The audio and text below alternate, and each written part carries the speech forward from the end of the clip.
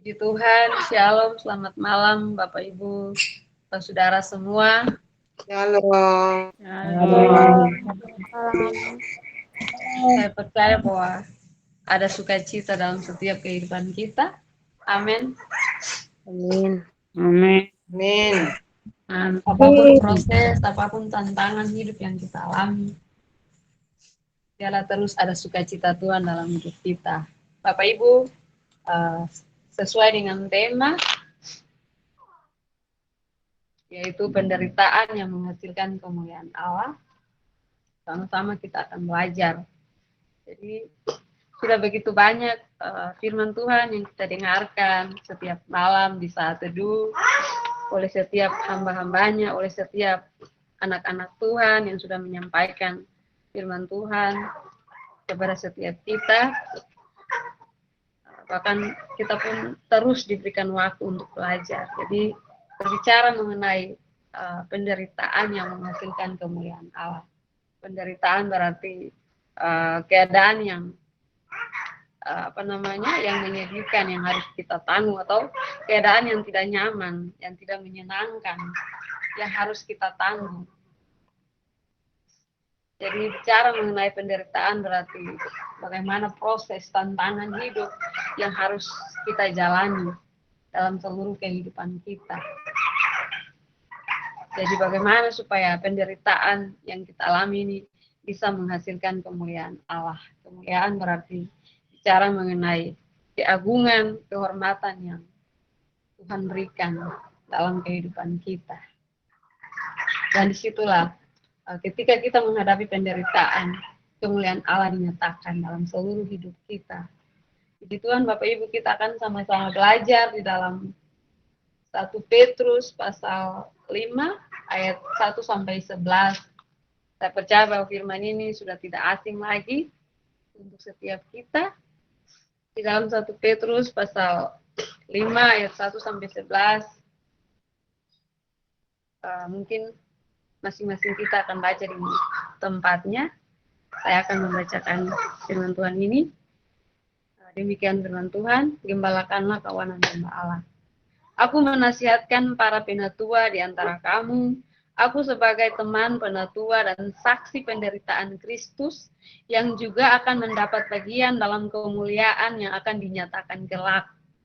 Gembalakanlah kawanan domba Allah yang ada padamu, jangan dengan paksa, tetapi dengan sukarela, sesuai dengan kehendak Allah, dan jangan karena mau mencari keuntungan, tetapi dengan pengabdian diri. Janganlah kamu berbuat seolah-olah kamu mau memerintah atas mereka yang dipercayakan kepadamu, tetapi hendaklah kamu menjadi teladan bagi kawanan domba itu.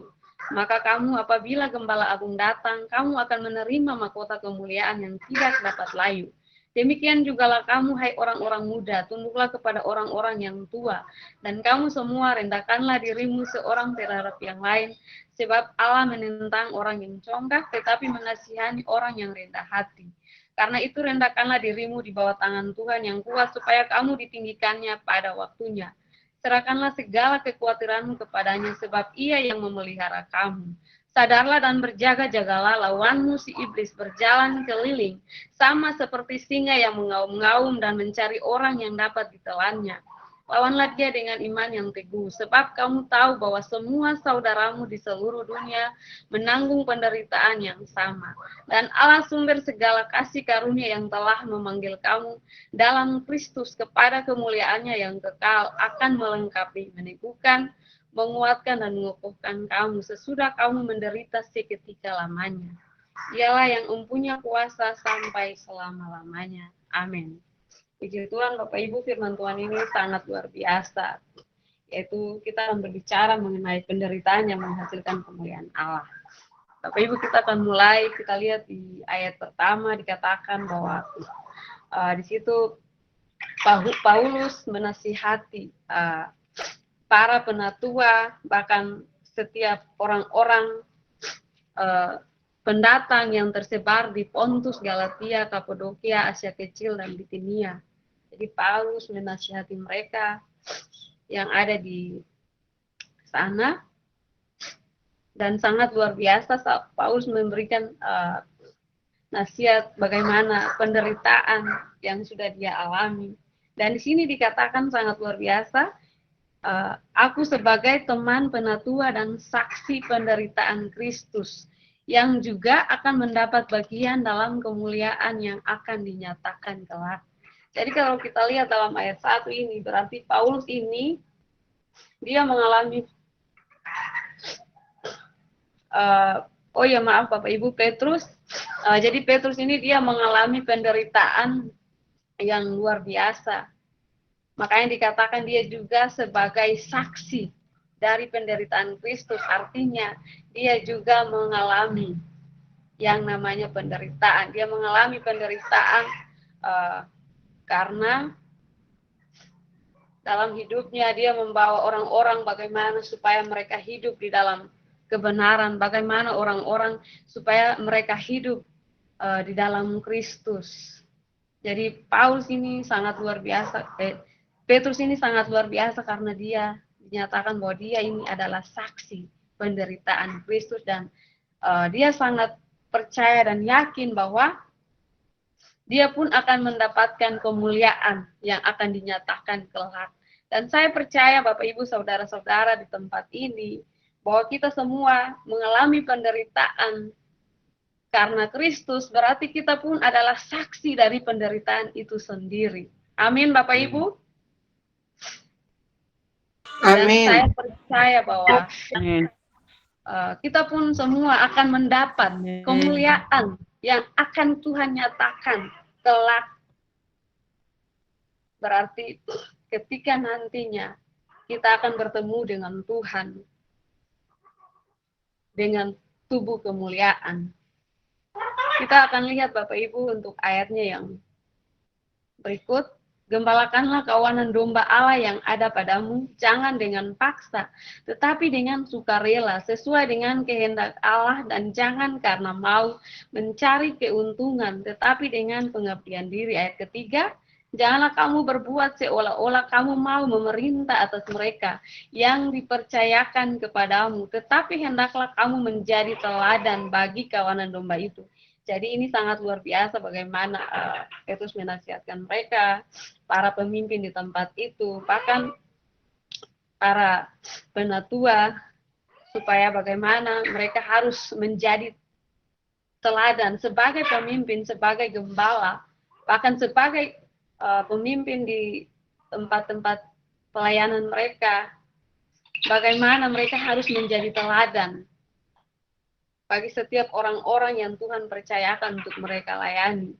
Bapak Ibu, saya percaya yang Tuhan mau saat ini bagi kita semua, baik kita sebagai kepala rumah tangga, bahkan kita sebagai pemimpin, yang Tuhan mau Bapak Ibu, kita harus menjadi teladan. Kita harus menjadi teladan Bapak Ibu. Ketika yang Tuhan mau kita menjadi teladan, berarti segala sesuatu yang kita lakukan harus sesuai dengan kehendak Allah. Jangan sampai kita melakukannya sesuai dengan kemauan kita. Di sini dikatakan bahwa jangan dengan paksa, tetapi dengan sukarela sesuai dengan kehendak Allah. Jadi yang Tuhan mau kita melakukannya itu sesuai dengan kehendak Allah. Berarti harus sesuai dengan kebenaran firman Tuhan. Dan yang Tuhan mau, kita harus melakukannya dengan penuh kasih, dengan penuh ketulusan hati. Jangan sampai kita melakukan segala sesuatu yang Tuhan percayakan, tugas dan tanggung jawab kita, baik kita sebagai orang tua terhadap anak, bahkan sebagai pemimpin, apapun yang menjadi tugas dan tanggung jawab yang Tuhan percayakan untuk kita, jangan sampai kita melakukannya dengan semena-mena Bapak Ibu, tetapi mari kita lakukannya dengan penuh kasih. Karena saya percaya di dalam diri kita semua sudah ada kasih Allah yang mengalir dalam hidup kita. Jadi mari Bapak Ibu kita melakukannya tanpa harus mau mencari keuntungan diri kita sendiri. Berarti kita tidak boleh melakukannya karena kita mau ada imbalan. Dan saya percaya kita semua di tempat ini, saya percaya Tuhan yang memampukan kita, sehingga kita pun dimampukan untuk melakukan kepercayaan, tugas, dan tanggung jawab dengan penuh kasih, dengan penuh ketulusan. Puji Tuhan Bapak Ibu, kita pun akan lanjut. Jadi mari Bapak Ibu, kita lanjut di ayat yang keempat. Maka kamu apabila Gembala Agung datang, kamu akan menerima mahkota kemuliaan yang tidak dapat layu. Nah, berarti ketika Tuhan sudah mempercayakan kita untuk menjadi seorang pemimpin atau gembala, ataupun status kita sebagai kepala rumah tangga, apapun yang menjadi tugas kita, mari Bapak Ibu, ketika kita melakukannya dengan setia, dengan penuh kasih, maka saya percaya bahwa ketika kita melakukan itu dan lewat apa yang kita lakukan itu Tuhan disenangkan, Tuhan dipermuliakan, bahkan lewat apa yang kita lakukan itu Tuhan diperkenalkan, orang lain mengenal Tuhan, maka saya percaya Bapak Ibu, di sini katakan bahwa apabila Gembala Agung datang, kita akan menerima mahkota kemuliaan yang tidak dapat layu. Ada amin Bapak Ibu? Amin. Amin. Jadi ketika nanti kita akan bertemu dengan Tuhan, maka Tuhan akan memberikan kepada kita mahkota kemuliaan, yaitu kehormatan yang Tuhan berikan kepada kita Bapak Ibu.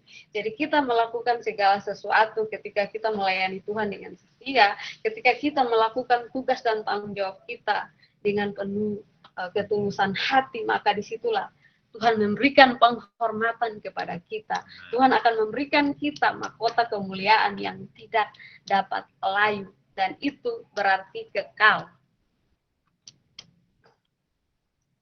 Kita akan lanjut Bapak Ibu untuk ayat berikutnya, ayat 5. Demikian jugalah kamu, hai orang-orang muda, tunduklah kepada orang-orang yang tua, dan kamu semua rendahkanlah dirimu seorang terhadap yang lain, sebab Allah menentang orang yang congkak, tetapi mengasihani orang yang rendah hati. Ayat 6, karena itu rendahkanlah dirimu di bawah tangan Tuhan yang kuat, supaya kamu ditinggikannya pada waktunya. Puji Tuhan Bapak Ibu, ini juga kembali Petrus mengingatkan juga kepada anak-anak, kepada orang-orang muda, Bapak Ibu, kepada orang-orang muda, bahkan kepada semua kita di sini, supaya bagaimana, supaya harus tunduk kepada orang yang tua, orang yang lebih tua dari kita. Bahkan kita pun harus tunduk kepada otoritas pemimpin kita, baik terhadap suami, terhadap orang tua kita, ayah ibu kita, atau terhadap siapapun yang Tuhan mau. Di sini adalah orang yang lebih tua, berarti otoritas di atas kita. Jadi Tuhan mau supaya kita tunduk, dan kita semua pun harus merendahkan diri kita, dan Tuhan mau supaya kita menjadi orang yang rendah hati Bapak Ibu. Karena ketika kita diperhadapkan dengan proses masalah, ketika Tuhan izinkan ada penderitaan yang kita alami, berarti yang Tuhan mau satu Bapak Ibu, kita harus menjadi orang yang rendah hati. Kita harus merendahkan diri di bawah tangan Tuhan yang kuat. Jadi sangat luar biasa sekali Bapak Ibu firman ini. Jadi ketika ada masalah Bapak Ibu, mari kita duduk di kaki Tuhan, kita merendahkan diri kita. Ketika saya percaya ketika kita punya masalah, kita duduk di kaki Tuhan, kita merendahkan diri kita, maka disitulah Tuhan yang akan bertindak. Tuhan akan bertindak untuk setiap masalah kita, dan saya percaya Bapak Ibu ada jalan keluar yang Tuhan berikan. Dan Tuhan katakan ketika kita meninggikan diri, maka kita pun akan direndahkan. Tetapi ketika kita merendahkan diri, maka Tuhan yang akan meninggikan kita. Disitulah kemuliaan Allah dinyatakan Bapak Ibu dalam kehidupan kita.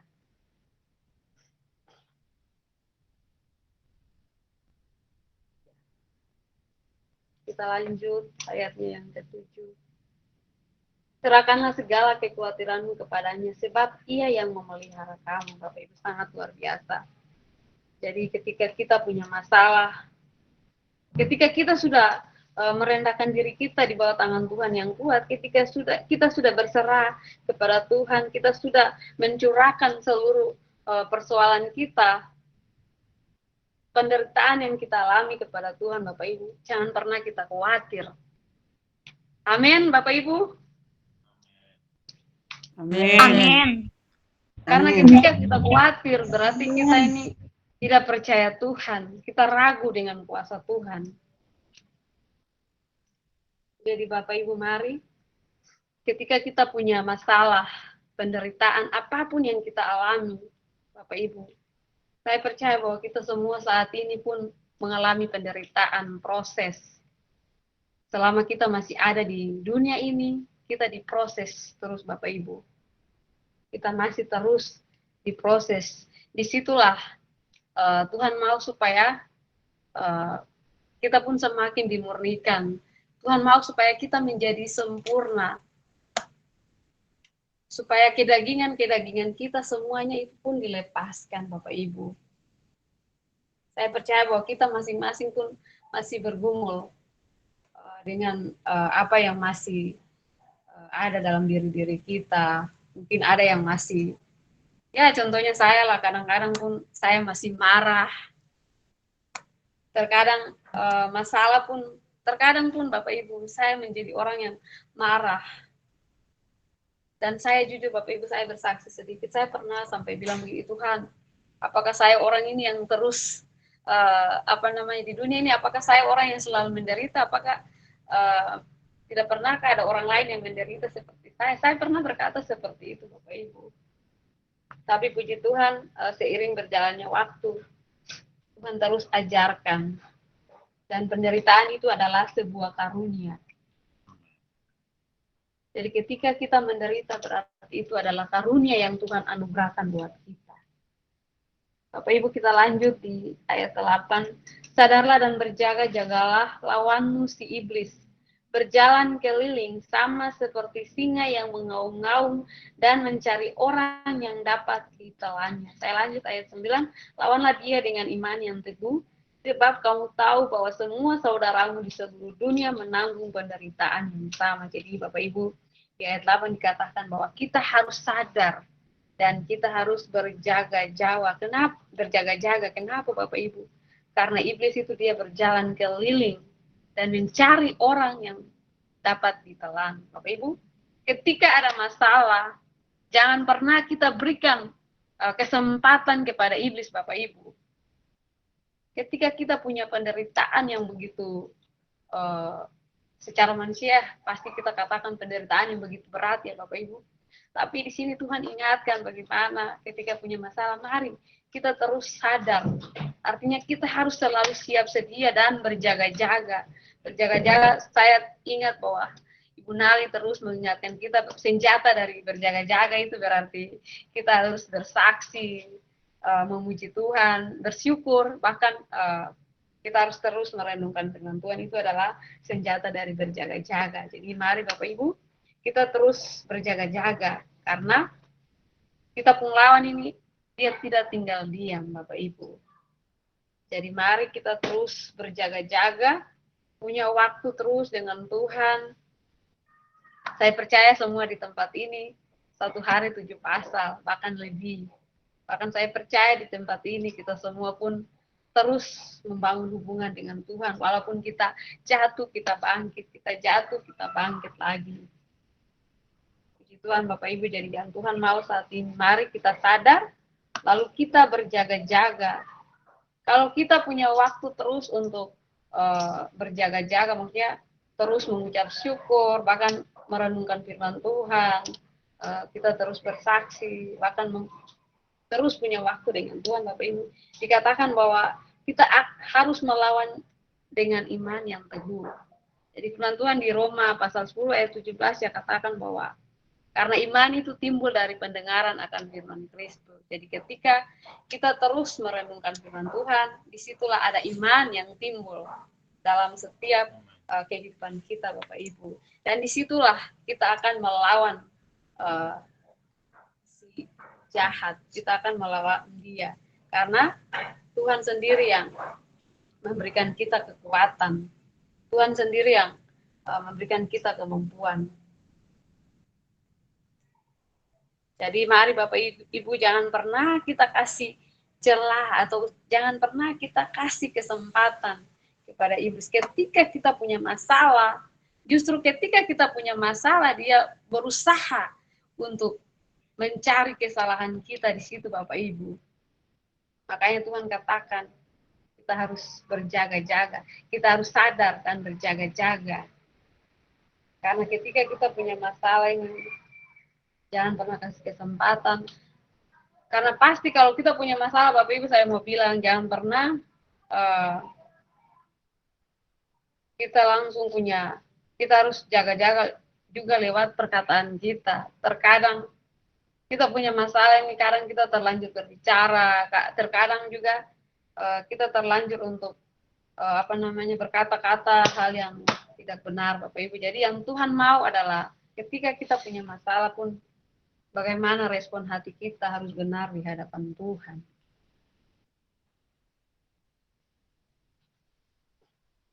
Dan kita lanjut ayatnya yang ke-10 dan 11. Dan Allah sumber segala kasih karunia yang telah memanggil kamu dalam Kristus kepada kemuliaannya yang kekal akan melengkapi, meneguhkan, menguatkan dan mengukuhkan kamu sesudah kamu menderita seketika lamanya.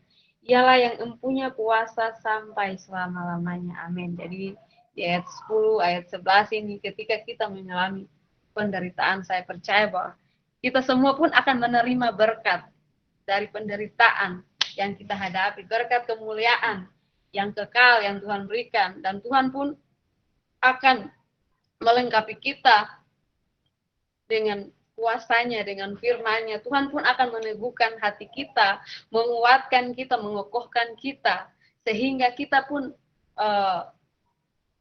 dimampukan untuk mengalami penderitaan yang kita alami, Bapak Ibu, karena Tuhan itu dia Allah yang berkuasa, sehingga Tuhan yang akan memberikan kuasa itu dalam diri kita. Ketika itu maka saya percaya bahwa kemuliaan Tuhan itu dinyatakan dalam hidup kita, Bapak Ibu. Jadi puji Tuhan Bapak Ibu, mungkin ini firman Tuhan yang bisa saya sampaikan.